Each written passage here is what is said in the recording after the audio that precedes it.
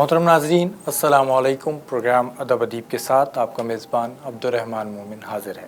ناظرین کرام، پروگرام ادب ادیب میں آپ ادیبوں سے، شعراء سے ملتے ہیں، ان کی شاعری سنتے ہیں، ان کا ادب سنتے ہیں اور ان کی شخصیت سے متعلق جانتے ہیں۔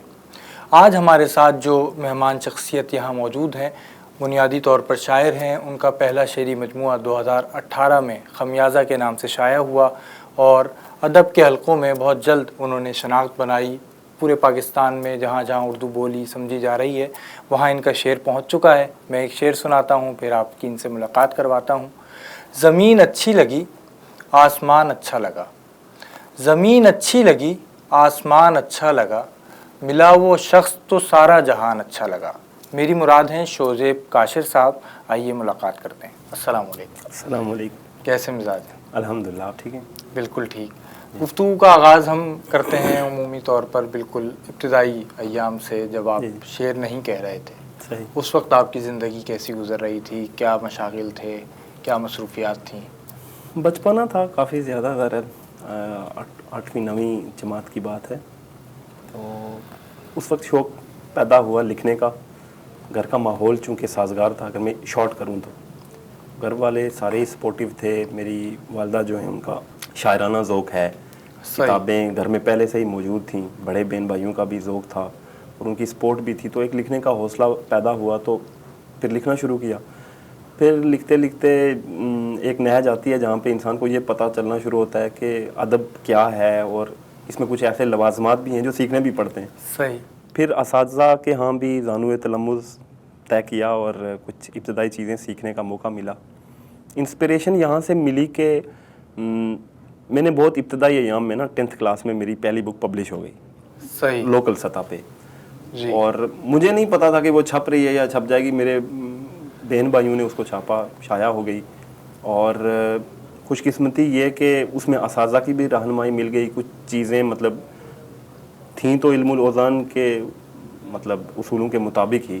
صحیح۔ تو یہ جو ایک میرے لیے اعزاز کی بھی بات تھی، اور یہ جو ایک زندگی کا سانحہ گزرا اچھا جس کو میں کہوں گا، تو اس سے مجھے انسپریشن ملی کہ یار یہ کام کرنے والا ہے، یہ کرنا چاہیے۔ صحیح۔ پھر میں نے پراپرلی مطلب اس کو لے کے چلا۔ لیکن ہم دیکھتے ہیں کہ جو نئے شعراء آتے ہیں منظرنامے پر، اکثر ایسے ہوتے ہیں جو چاہتے ہیں کہ ان کی کتاب جلد شائع ہو جائے، اور ان کی کتاب کسی نہ کسی طرح، اب چونکہ کتاب شائع کرنا اتنا مشکل بھی نہیں رہا، پبلشرز میسر آ جاتے ہیں، اگر آپ کے پاس کچھ وسائل ہوں تو آپ کتاب شائع کر لیتے ہیں، لیکن اس کے بعد ان کی حوصلہ افزائی نہیں ہوتی اور اس کتاب کو وہ پذیرائی نہیں ملتی۔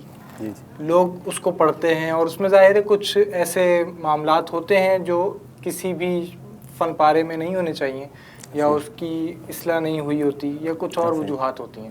تو آپ کے ساتھ کیا معاملہ رہا؟ ادب کے حلقوں میں وہ کتاب اگر گئی تو اس کو وہاں سے کیا رد عمل ملا؟ میں نے جیسے پہلے عرض کیا نا کہ چونکہ ایج کا مارجن آپ کو ایک وقت تک ملتا رہتا ہے، اور وہ بھی چونکہ ایج کے مارجن میں دیکھی گئی، یعنی یہ آپ کو میں سمجھ استثنائی جو پہلو ہوتا ہے، جی، ایک وقت تک آپ کو استثنائی پہلو مل سکتا ہے، ایج فیکٹر کے حساب سے آپ کے شعر کو سراہا جاتا ہے، آپ کی حوصلہ افزائی کی جاتی ہے۔ علمی ادبی حلقوں کا یہ بڑا پن ہے جو تسلیم کرنا چاہیے ہمارے بڑوں کی طرف سے۔ تو میرے ساتھ بھی ایسا ہی ہوا۔ تو میں یہی سمجھ رہا ہوں نا، میں دوبارہ یہی عرض کر رہا ہوں کہ میرے ذاتی شعری سفر کے حساب سے وہ امپورٹنس رکھتی ہے، ادب میں بے شک نہ بھی رکھتی ہو۔ لیکن دوسری بات جو آپ نے ذکر کی کہ کتابیات کے حوالے سے میرا ماننا یہ ہے کہ چونکہ 2005-06 میں میری یہ بک چھپی، پھر 2018 تک ایک لمبا گیپ ہے، اس سارے عرصے میں مطلب آپ سیکھنے کا موقع ملا، پڑھنے کا موقع ملا، پھر یعنی ہم بچپنے سے نکل کے ایک میچور عمر میں آ گئے، اور پھر اپنی پیشہ ورانہ اور طالب علمی کے دور سے بھی نکل گئے، پروفیشنل لائف کی ذمہ داریاں بھی کچھ اور ہیں، اور ذہنی طور پر انسان مکمل بالغ اور شعور کی سطح پہ پہنچ جاتا ہے۔ اب کتاب سے متعلق ہی ایک سوال، ہمارے یہاں پاکستان میں کشمیر کے حالات تو آپ جانتے ہیں کہ وہاں بہت سے لوگ ایسے ہیں جو لکھنا پڑھنا جانتے ہیں۔ پاکستان میں کتاب پڑھنا اور کتاب کو سمجھنا، کتاب کی ترسیل، یہ ایک تھوڑا سا مشکل کام نظر آتا ہے، ہمیں قاری نہیں میسر آتے۔ اور دوسری طرف اگر کوئی ادیب لکھتا ہے، کوئی شاعر لکھتا ہے، تو اس کو کتاب شائع کرنے کے لیے پبلشر کی طرف جانا پڑتا ہے، اور پبلشر بھی اس کو رائلٹی دینے کے بجائے اس سے الٹا پیسے طلب کر لیتا ہے۔ تو آپ اس کو کس طرح دیکھتے ہیں، اور اس کی کیا وجوہات ہیں، اور ہم کیا کس طرح کر سکتے ہیں کہ ادیب یا شاعر کو اس کا حق دیا جا سکے؟ یہ تو مجھے یاد پڑ رہی ہے کہ بہت عرصہ پہلے ایک آرٹیکل پڑھنے کو ملا تھا شاید، اس میں احمد فراز صاحب کے حوالے سے اور محترم منیر نیازی مرحوم کے حوالے سے بھی یہی چیزیں تھیں. ان کے بھی گلے شکوے پبلشرز کو لے کے یہی رہے، اور آج تک لوگوں کے شکوے گلے ایسے ہی ہیں. کیونکہ دیکھیں شاعر پبلشرز حضرات جو ہیں ان میں اکثر شعراء بھی ہیں، کچھ وہ خود بھی لکھتے ہیں، لیکن وہ خالصتاً کاروباری تناظر میں چیزوں کو دیکھتے ہیں.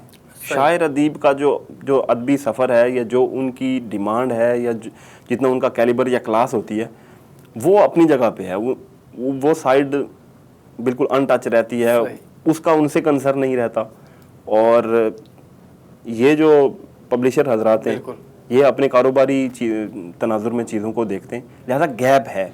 لیکن اس کے باوجود بھی ایسے لوگ ہیں جو خالصتاً ادبی بنیادوں پہ چیزوں کو دیکھ رہے ہیں، کام کر رہے ہیں.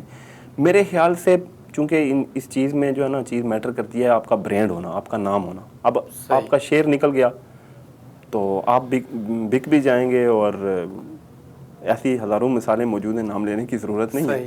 لیکن مختصراً عرض یہ کر رہا ہوں، مجھے اس کا مکمل بیک گراؤنڈ بھی نہیں پتہ، تو ممکن ہے کہ وہ جو ان کی کتابیں ان کی اولادوں کو شاید کو رائلٹی مل رہی ہو یا نہ مل رہی ہو، لیکن بلک آف دا بجٹ جو ہے اس کے جو ہیں وہ پبلشر کے پاس ہی ہے. بالکل. تو ہوتا تو ایسا ہی ہے کہ برانڈ جو ہیں اس زمانے میں بھی جو بک رہے ہیں، تو شاعر کی اولادوں کو کچھ مل رہا ہے یا نہیں مل رہا، پبلشر تو کما رہے ہیں. تو میرا خیال یہ ماننا یہ ہے کہ ایک منظم طریقے سے آپ چلیں. کتابیں ضرور چھپنی چاہیے، اسپیشلی میں جس علاقے سے ہوں وہاں پہ چونکہ میں نے عرض کیا پبلیکیشن کی کمی ہے، پبلشنگ ادارے بھی نہیں ہیں اور پبلیکیشنز کی بھی کمی ہے، کتابیں کم ہی چھپ رہی ہیں. سوشل میڈیا کی وجہ سے یہ بھی ہمیں تھوڑا سا انسینٹیو ملا ہے کہ گیپس کم ہو رہے ہیں اور شیئر ٹریول آپ کا کر رہا ہے. اب تو آپ یعنی اب کوئی یہ شکوہ نہیں کر سکتا کہ میرا شیئر ٹریول نہیں کر رہا تھا یا پہنچا نہیں ہے یا اس لیے میں چھپا نہیں، یا میرے پاس ذرائع نہیں تھے شیئر پہنچانے کے. شیئر پہنچانے کے ذرائع تو ہیں. شوذیب صاحب ہمارے ساتھ موجود ہیں، ان سے گفتگو کا سلسلہ جاری ہے. سلسلہ کلام یہاں ٹوٹ رہا ہے، اسے جوڑیں گے ایک وقفے کے بعد. ہمارے ساتھ رہیے.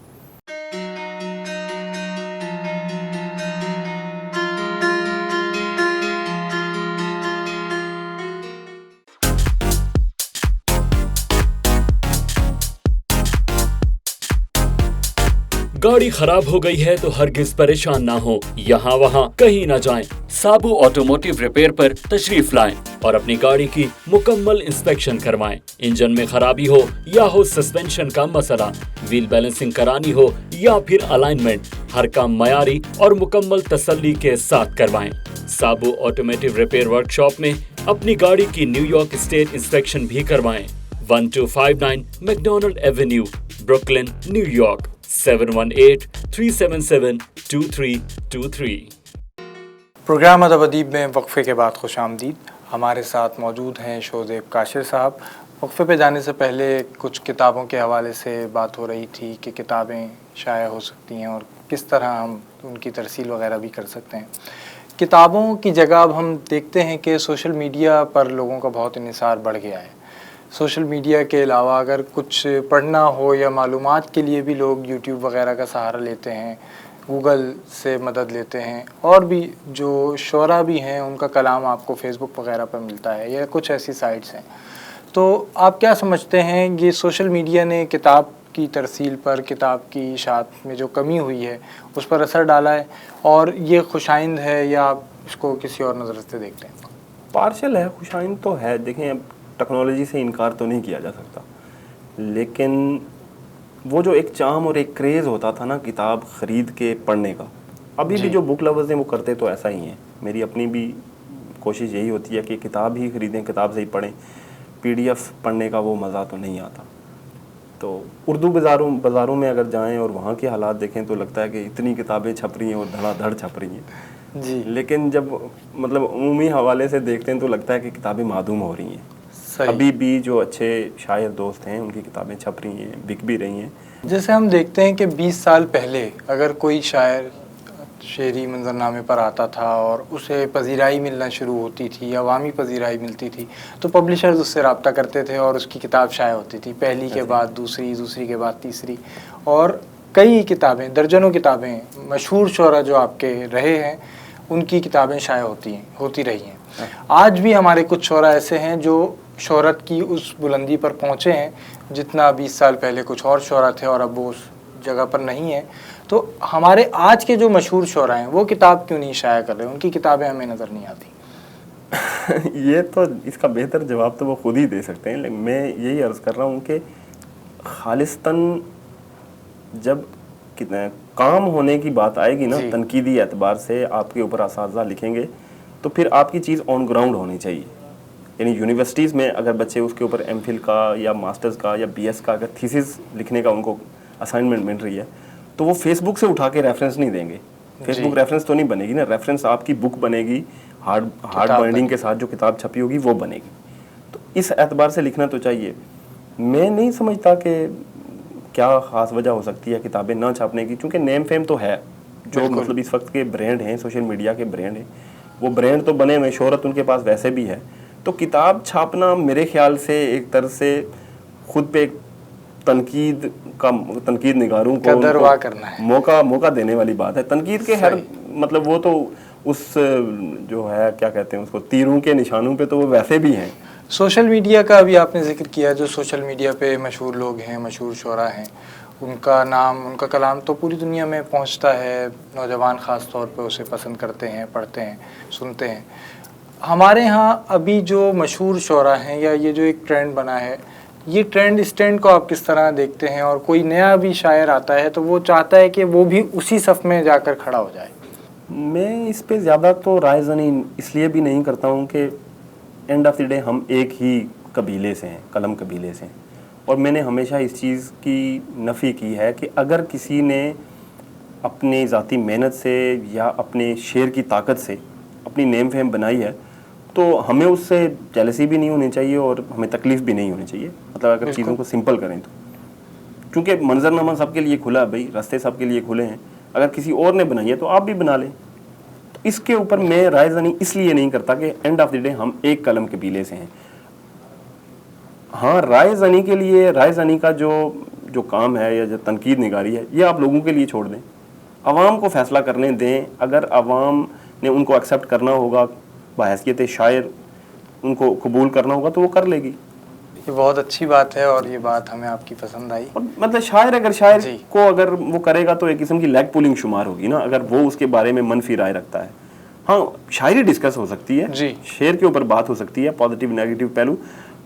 ہماری جہاں بھی نشستیں ہوتی ہیں، ہم دوست احباب کا یہ کوشش ہوتی ہے ہماری کہ ہم شعر کو ڈسکس کریں. بالکل. اس سے اگر کوئی چیز سیکھنے کی ہے اس سے سیکھیں، اگر کوئی نہیں بھی سیکھنے کی ہے تو شاعری کو ہی لے کے ڈسکس کرتے ہیں. شخصیات کو یا ان کی نیم فیم کو لے کے ڈسکشن میرے خیال سے یہ، اور ہم بھی نہیں چاہتے کہ اس میں شخصیات ڈسکس ہوں. ہم ایک طرز عمل یا ایک رویے کی بات کر رہے ہیں.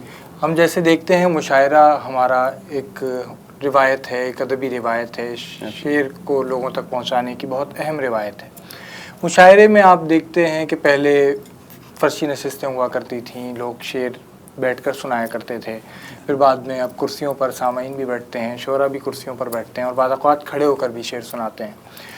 مشاعرے کے جو سامعین تھے پہلے وہ داد کے لیے الفاظ کا انتخاب کرتے تھے، لفظوں سے داد دیتے تھے، کچھ کلمات ہوتے تھے جو وہ ادا کرتے تھے. اب مختلف انداز سے داد بھی دی جا رہی ہے، سیٹیوں سے، تالیوں سے. تو آپ اس رویے کو کیسا دیکھتے ہیں جو مشاعروں میں ایک رویہ ہمارے یہاں، ہماری اس روایت میں آ گیا ہے؟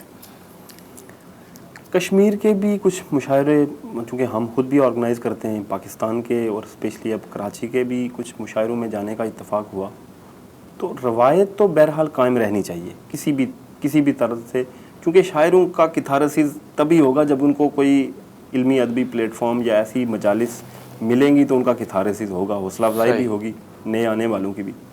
جہاں تک تعلق ہے روایت کا تو میرے خیال سے کچھ عرصے کے بعد روایت کا بھی ٹرانزیکشن فیز آتی ہے، پھر اس کو بھی احیا رینیسان جو ہوتا ہے وہ ہونا بنتا ہوتا ہے. ممکن ہے کہ آج جس روایت کے ساتھ ہمارے مشاعرہ بازی ہو رہی ہے یہ پہلی روایت سے بہت ہٹ کے ہے. صحیح. شاید جس تہذیب کے جس لیول پہ جا کے اس وقت مشاعرے ہوتے تھے اب نہیں ہو رہے، لیکن ہونے تو چاہیے، ہونے تو بنتے ہیں. صحیح. کچھ شاعر آپ ہیں ظاہر ہے، تو کچھ شاعری بھی ہونی چاہیے. کچھ شعر سنائیں. ایسا شاہکار ہو ناز کرتی پھرے جس پہ اردو زباں، کوئی ایسی غزل. واہ.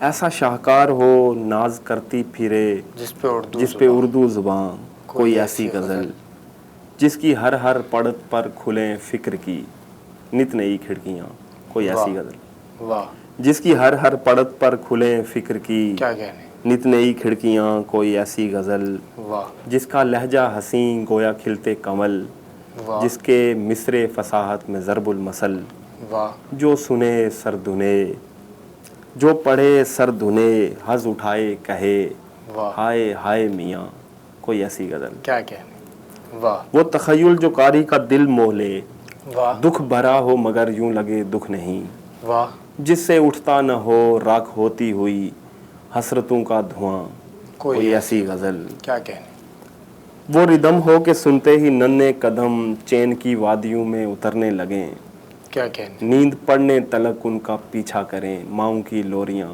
کوئی ایسی غزل کیا کہنے واہ چاندنی سے چھنی خوشبوؤں کی جنی نقش ناز آفریں شوق چنچل ہنسی واہ میں کہوں مست الڑ جوانی بھری کیا آپ کہنا؟ فرمائیں ہاں کوئی ایسی غزل کیا بات ہے آپ فرمائیں ہاں کوئی ایسی غزل ایک طرفہ سخن یعنی آمد ہی آمد ہو آورد کا شائبہ تک نہ ہو اتنی اعلیٰ کہ استاد بھی کہہ اٹھیں وارے استادیاں کوئی کیا ایسی بات غزل واہ میر و غالب سنیں تو مقرر کہیں حضرت داغ ماتھا میرا چوم لیں واہ فیض صاحب اٹھیں اور نچھاور کریں داد کی پتیاں کوئی کیا ایسی بات غزل ہے کیا بات بہت نوازش واہ واہ واہ واہ کیا کہنے ناظرین کرام شوزیب کاشر صاحب کی غزل بھی آپ نے سماعت کی ان سے گفتگو ہو رہی ہے شاعری مزید بھی سنیں گے گفتگو کو بھی آگے بڑھائیں گے ایک وقفے کے بعد ہمارے ساتھ رہیے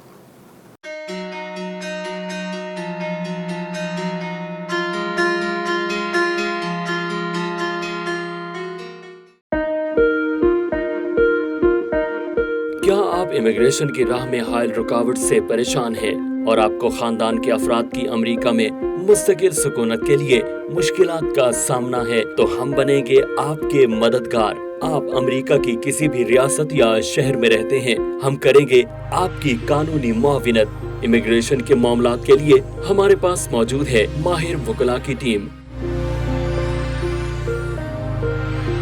تو ابھی رابطہ کیجئے 4242706677۔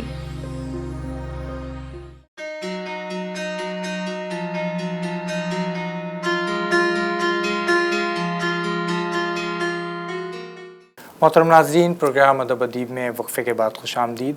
ہمارے ساتھ نوجوان شاعر شوزیب کاشر موجود ہیں۔ وقفے پہ جانے سے پہلے ہم نے آپ کی غزل بھی سنی اور گفتگو بھی ہوئی۔ آپ مناجات، نعت اور سلام وغیرہ بھی کہتے ہیں۔ اس کے علاوہ آپ نے کشمیری زبان میں بھی شاعری کی، تو وہ کیسا آپ کا تجربہ رہا؟ اور پہلے آپ نے شعر کشمیری زبان میں کہے یا اردو زبان میں؟ نہیں، پہلے تو اردو زبان میں ہی کہے۔ صحیح۔ کشمیری زبان کا یہ ہے کہ مختصراً عرض کرنا چاہوں گا کہ وہاں کی جس طرح پنجابی ہے، کیونکہ ہم پنجاب سے بھی آگے پوٹھوہار سے بھی آگے ہیں، تو ہمارا جو ڈائلیکٹ ہے یہ کوئی ایک تو ظاہر نہیں ہے۔ ہر 10-15 کلومیٹر کے بعد ہمارا جو پہاڑی جو ہماری زبان ہے اس کا لب و لہجہ بدل جاتا ہے۔ کہیں وہ گوجری کی شکل اختیار کر جاتی ہے، کہیں وہ پنجابی کے نزدیک آ جاتی ہے۔ تو ایسا نہ تو اس کی لغت ہے، نہ ہی اس کا ایک سٹینڈرڈ ڈائلیکٹ ہے۔ صحیح۔ لیکن یہ ہے کہ اس کے باوجود بھی بہت بڑی زرخیز زبان ہے، خاص کر کے بعض الفاظ کو لے کے یا کیفیات کو لے کے جو خاص وہاں پہ الفاظ ہیں وہ ہمیں اردو اور کہیں دوسری زبانوں میں بھی نہیں ملتے۔ ایک سوال ذہن میں آ رہا ہے، ہمارے یہاں اور بھی مہمان آتے ہیں اور ایسے بہت سے شعراء ہیں جو اردو میں کہنے کا آغاز کرتے ہیں، اس کے بعد اپنی مادری زبان میں کہتے ہیں۔ اس کی کیا وجہ ہے کہ شاعری کا آغاز یا لکھنے کا آغاز اپنی مادری زبان میں نہیں ہوتا، اردو زبان میں ہوتا ہے، اور پھر بعد میں اپنی مادری زبان کی طرف جاتے ہیں؟ ماں کے پیٹ سے تو کوئی بھی شاعر ادیب سیکھ کے نہیں آتا میرے خیال سے۔ تو سیکھنے کے مراحل میں چونکہ ہم اگر مطلب اردو کو لیں تو ہماری تو سیکنڈ لینگویج ہوئی، بالکل، یعنی مادری زبان تو ہماری اپنی فرسٹ لینگویج ہے۔ تو جو سیکنڈ لینگویج ہے اس کو ہم ڈیلیبریٹلی پڑھتے ہیں، سیکھتے ہیں، سمجھتے ہیں۔ تو جب ہم شاعری کر رہے ہوتے ہیں تو کہیں نہ کہیں زیادہ ہمیں پڑھنی پڑتی ہے۔ مجھے اپنا یاد ہے کہ جب میں ایک نعتیہ مجموعہ میں نے تیار کیا اور میں اپنے استاد صاحب کے پاس گیا تو انہوں نے کہا بیٹے 500 کم از کم نعتیہ شعراء کو پڑھو، اس کے بعد نعت لکھنا، چھاپنا تو دور کی بات۔ تو ابھی تک پڑھ ہی رہے ہیں, اس کے بعد چھاپنے کا اتفاق بھی نہیں ہوا, سوچا بھی نہیں. تو ایسا ہے کہ ہم پڑھ زیادہ رہے ہوتے ہیں, تو جس زبان کو ہم پڑھ زیادہ رہے ہوتے ہیں اس میں ہماری تربیت ہو رہی ہوتی ہے, اور ہم پڑھ کے سوچ کے سیکھ کے ہم اس میں لکھ رہے ہوتے ہیں.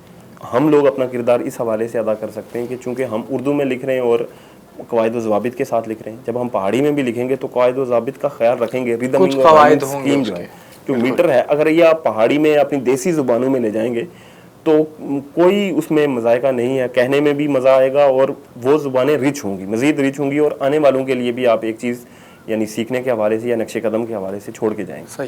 صحیح.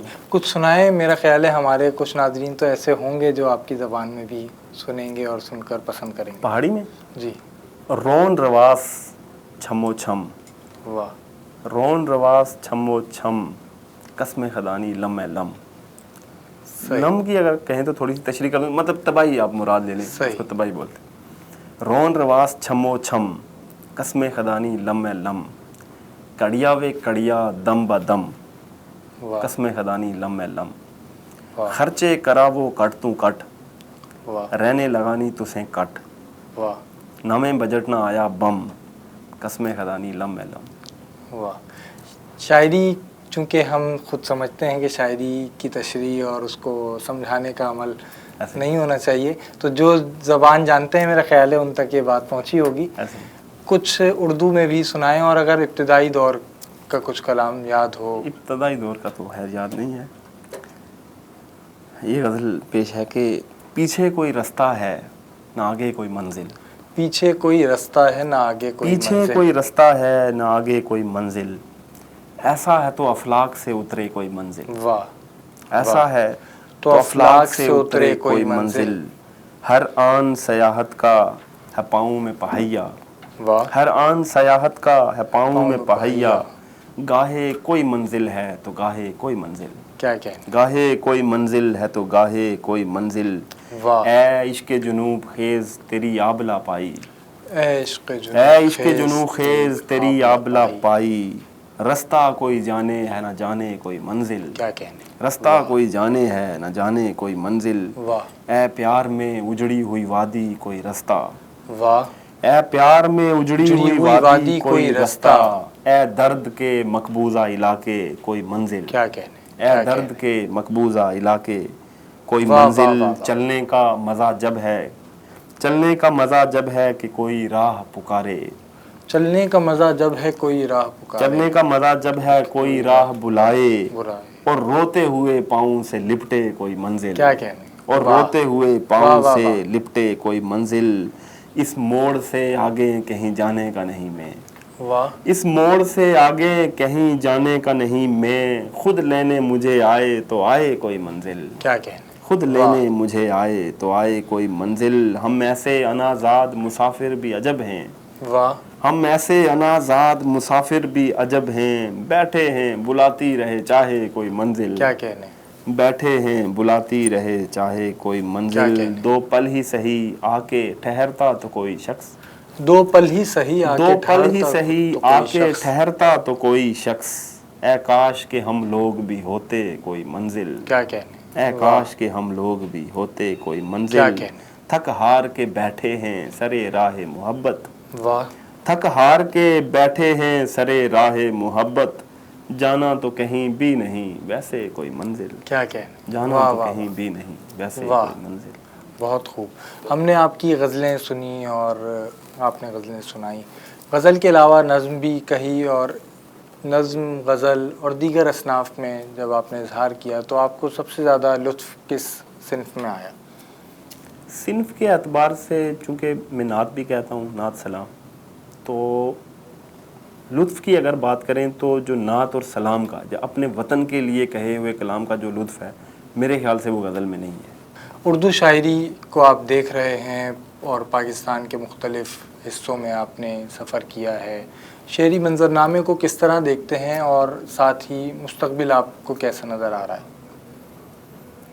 شعری منظرنامے پہ تو بہت لیدے ہوئی ہے, بات بھی ہوتی ہے کہ اکثر لوگ تو کہتے ہیں کہ کھمبیوں کی طرح شاعر نکل آئے, یا اپنی زبان میں ہم کہتے ہیں کہ پتھر پٹو دا شاعر ہونا.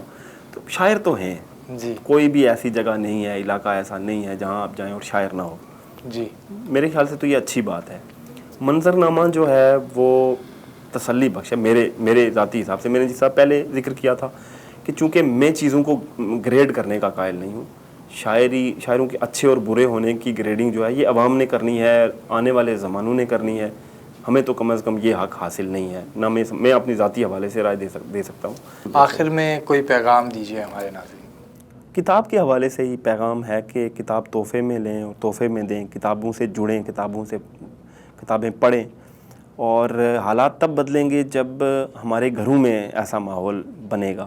میں بچوں سے اسپیشلی, چونکہ میں پیشہ تدریس سے وابستہ ہوں, بچوں سے انٹریکشن رہتا ہے, یونیورسٹیز میں کالجز میں بھی جانے کا اتفاق ہوتا ہے, تو ہر جگہ پہ یہی پیغام دیتا ہوں کہ یہ تبدیلی ہمارے گھروں سے آنی ہے. ہمارے گھر میں ایک سیکشن ہونا چاہیے. ذاتی حوالے سے بھی عرض کروں تو بچپن سے ہی کتابیں لینے کا شوق تھا اور لائبریری ایک بنا لی تھی. تو جیسے ہم والدین سے بچے جو ہیں ضد کر کے گیجٹس لیتے ہیں, کپڑے لیتے ہیں یا کوئی اپنی فیوریٹ چیز لیتے ہیں, میرے خیال سے ان کو جس دن کسی بچوں نے والدین سے ضد کر کے کتابیں لینا شروع کی نا, تبدیلی اس دن آ جائے گی. بہت شکریہ, آپ تشریف لائے. آپ کا بہت شکریہ, آپ کے ادارے کا بہت شکریہ. کوئی رفیق نہیں ہے کتاب سے بہتر.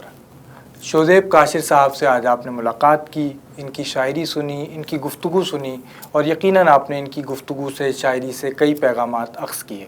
آئندہ بھی ہم آپ کو ایسی ہی ادبی شخصیات سے ملواتے رہیں گے, اس امید اور دعا کے ساتھ کہ ادب اور ادیب ترقی کرتے رہیں. آپ کا میزبان عبد الرحمن مومن اجازت چاہتا ہے. اللہ حافظ.